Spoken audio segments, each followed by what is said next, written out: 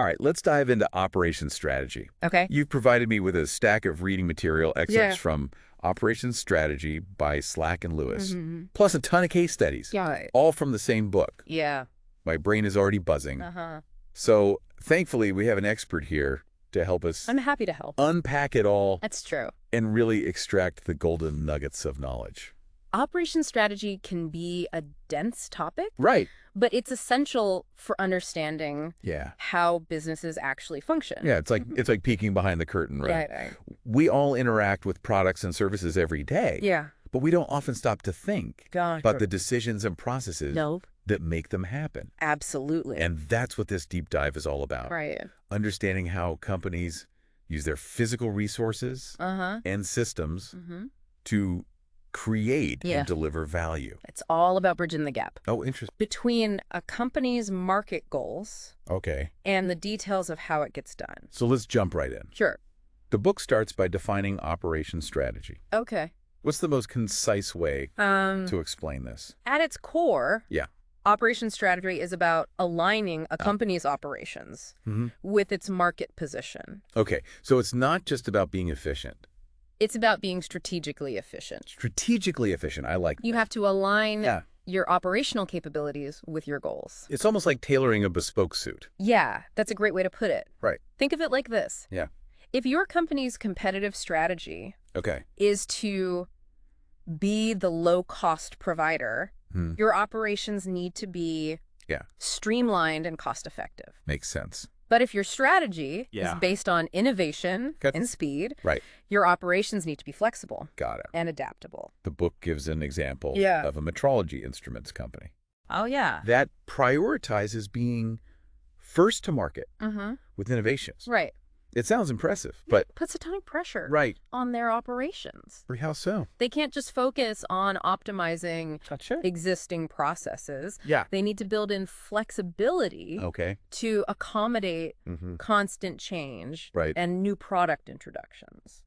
I'm starting to see how this goes. Yeah, Way beyond just making stuff. absolutely. It's about strategic choices Uh-huh. that support the company's direction. Exactly. Speaking of which, Mm-hmm. I was struck by the emphasis Yeah, on the triple bottom line. right. It seems like companies There. are being You judged say- on more than just profit. The triple bottom line highlights Yeah, that economic, social, and environmental performance Yeah. are all interconnected. So it's not just about making money.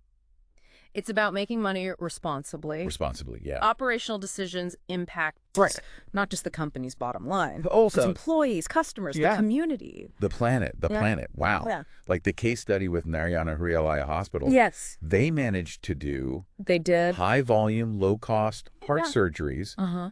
while also providing care Right. to poor patients. It illustrates how Yeah. operations strategy can achieve both economic Yeah. and social good.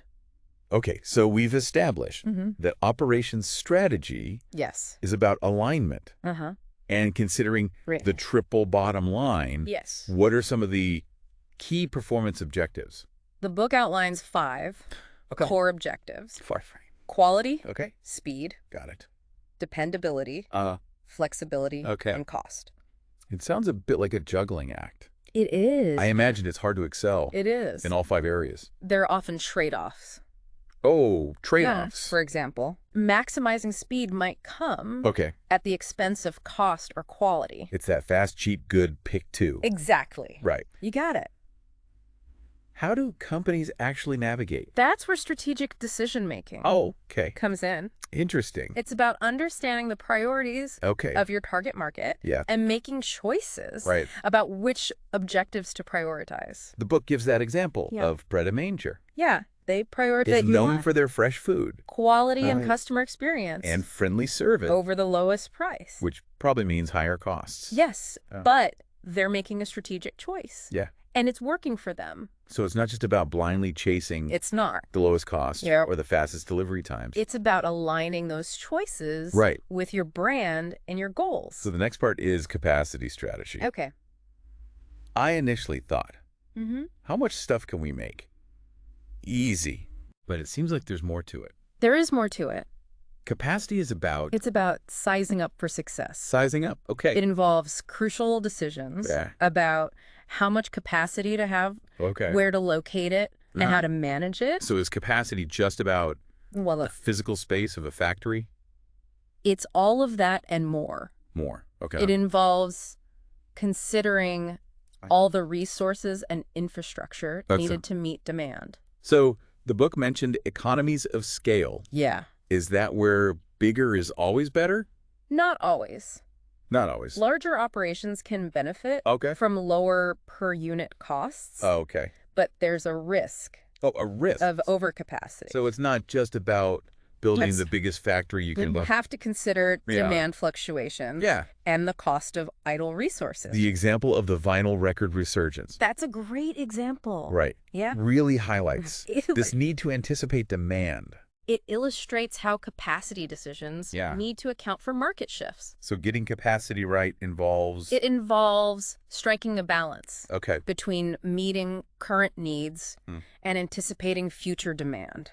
And considering those risks, Exactly. the vinyl record resurgence Yeah, shows how crucial it does. a company's suppliers are. It shows. Which brings us to That brings us to supply network. supply networks. No business is an island, right? No business is an island. They're all part of this web They are. of interconnected relationships. Yeah. So how do companies leverage these relationships Right. for a competitive advantage? That's a great question. What kind of decisions are we talking about? It's all about collaboration Okay. and strategic decision making. Companies need to decide which activities to outsource, Yeah. how to manage those supplier relationships, and ensure ethical sourcing practices. Ethical sourcing has become such a hot topic. They have. Consumers are much more aware of where products come from Right. and how they're made. Absolutely. And the case studies Yeah. really highlight these considerations. Like that one. The journey of Wimbledon's tennis balls, Oh, yeah, the tennis balls. 80,000 kilometers, Wow. and multiple suppliers It's crazy. across different countries Yeah. to get that tennis ball to market. Talk about a global adventure Right? for a tiny tennis ball. Uh-huh. But on a more serious note, Yes. the Rana Plaza factory collapse. Yes. A tragic event Right. really exposed the dark side Yeah. of global supply chains. It shows the need It does. for companies to really think about Yeah. ethical practices. It's a reminder Right. that supply network strategy Yeah. isn't just about Right. efficiency and cost. So it's also about, It's also about worker safety, right, fair labor practices, Mm. and environmental sustainability. throughout the whole supply chain. The whole thing. It's like they say, a Well, chain is only as strong. Yeah, Exactly. as its weakest link. You got it. Companies can't just focus Oh, on their own operations. They need to make sure They need to ensure that their values Uh-huh. are reflected in every stage Yes. of production. Well said. So let's shift gears a bit Okay. and talk about technology. Okay. It seems like every day I know. there's a new innovation Yeah. that's going to revolutionize business. Uh-huh. How do companies even make decisions Right.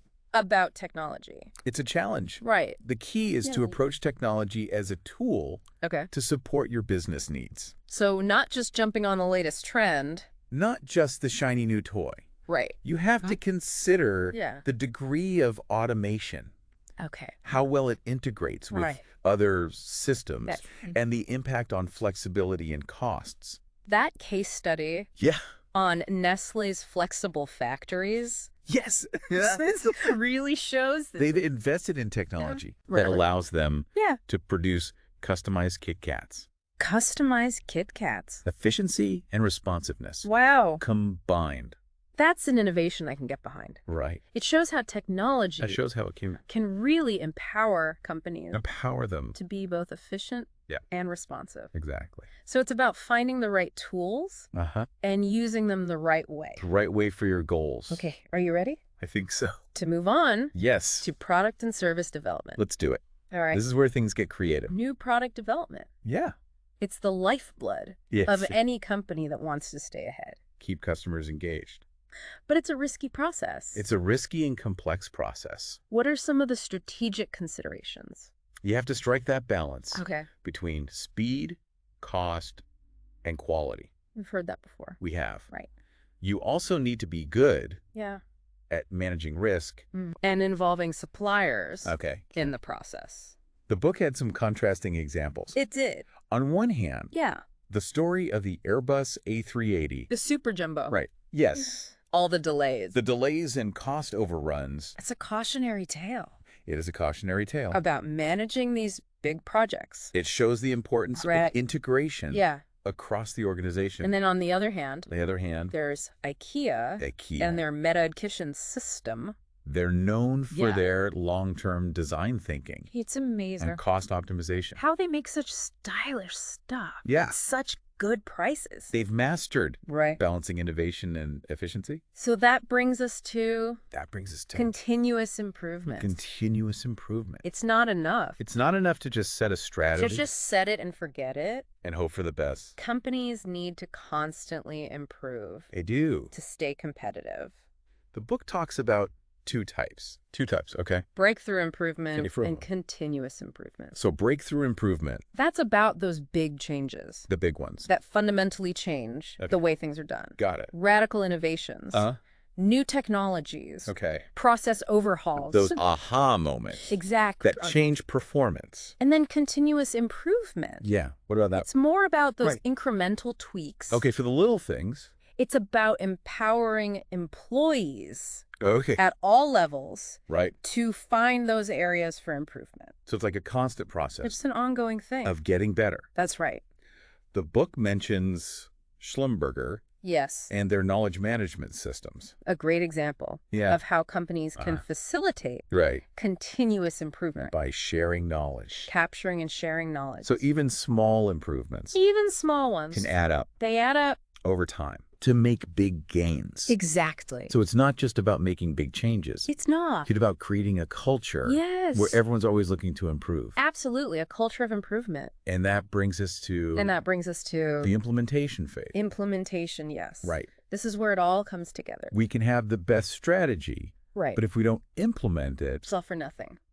what are some of the key considerations Right. when it comes to implementation? Alignment is key. Okay, alignment. All those different areas we've talked about. Capacity, supply networks, Yeah.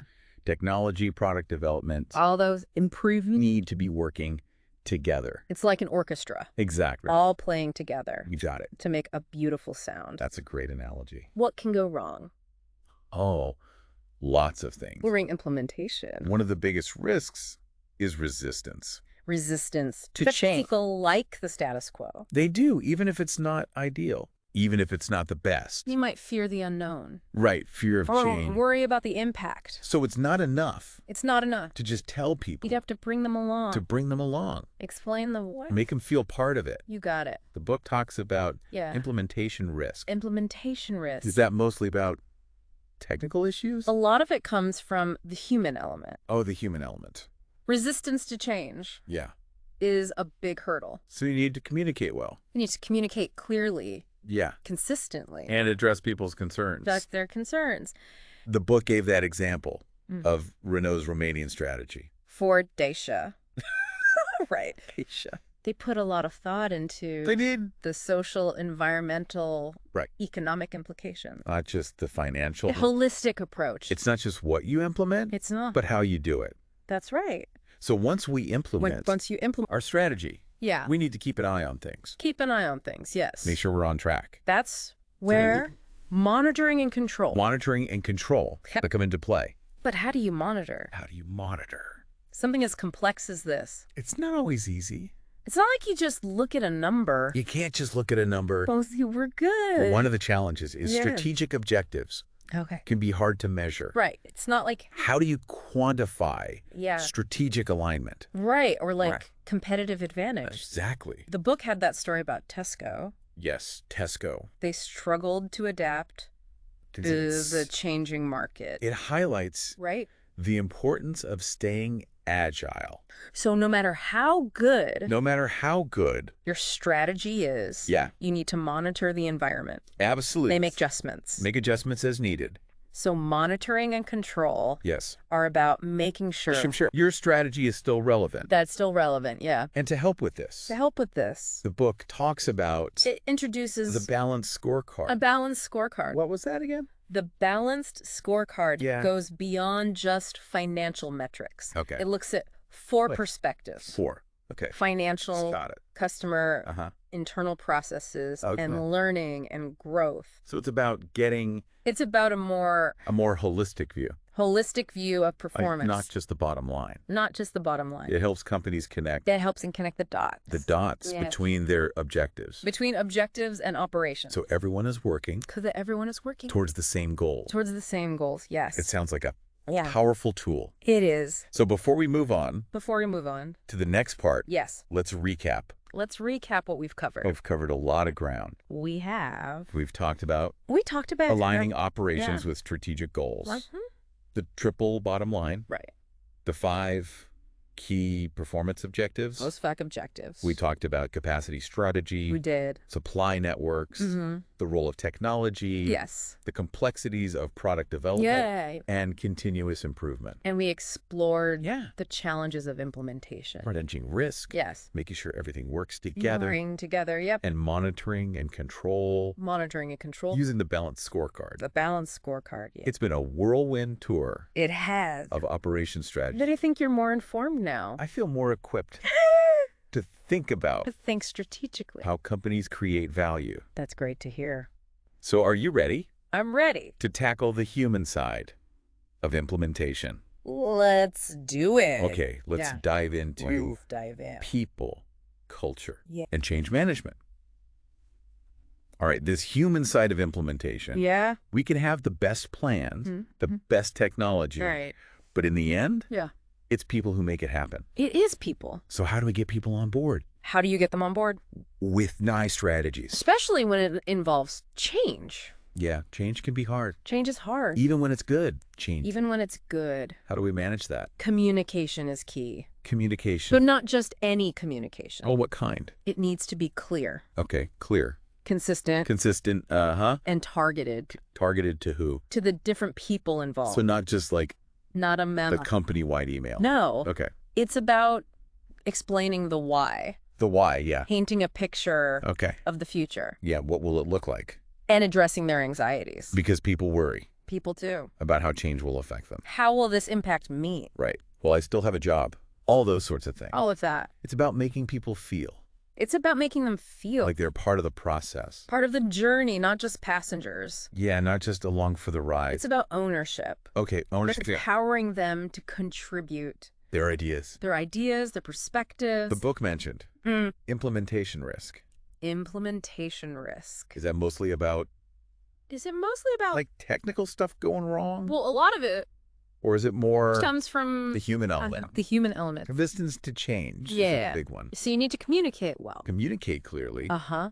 and address concerns. Make people feel heard. Exactly. The book gave that example Yeah, of Renault's Romanian strategy. In their strategy with Dacia, Dacia, right? they really thought about They can the social and environmental. all of the implications, I- not just the financial ones. It was a very holistic approach. Right. They paid attention They paid attention. to the people and the culture. It's not just what you do. It's not just what you do. It's how you do it It's how you do it when it comes to implementing. when it comes to people. Now, the book also talked about Yeah. building operations capability. Building that Well, capability. we thought that just meant You thought having the right equipment, having the right stuff. but it's more than that. It is more than that. What else does it involve? It refers to Okay. the organization's ability Okay, their ability to adapt and learn to learn. and evolve. So it's about being able It's about to change and adapt. to do what you need to do in the future. In the future, yes. It's about What about fostering fostering a culture? of learning. Okay, learning is important. It's about empowering employees Empowering them to be problem to solvers, come up with solutions. to be change makers. The book highlighted training programs. Training is important. Knowledge To management share that knowledge. and collaboration. Why So it's not? about creating an environment It is. where people are always Where they're always learning and growing. learning and growing, yeah. One final thing Okay. from the book Yeah. that I found interesting. What's that? The idea that companies can use operations Use their operation. actually shape market demand. Not just respond to it. Is that even possible? It sounds counterintuitive. It does. But think about Zara, Zara, the clothing company. the fast fashion retailer. They're so quick They're fast. with new trends. They have a real... They're not just following They're trends. setting them. Wow. They have an agile supply chain. It's a great example It's a great example. of how operations So operations. can be a competitive advantage. Absolutely. So operations isn't just about, It's not just about playing defense. it's about being proactive. It's about shaping the market. Shaping the market. So as we wrap up As we wrap up. this deep dive, Yeah. what are the key takeaways? I hope listeners understand Yeah. how important operations strategy is. To business success? It's not an afterthought. Right. It's a core driver. For value Customer satisfaction. and competitive advantage. We've covered a lot. We have. We talked about aligning operation, Aligning operations? Yeah. managing risk,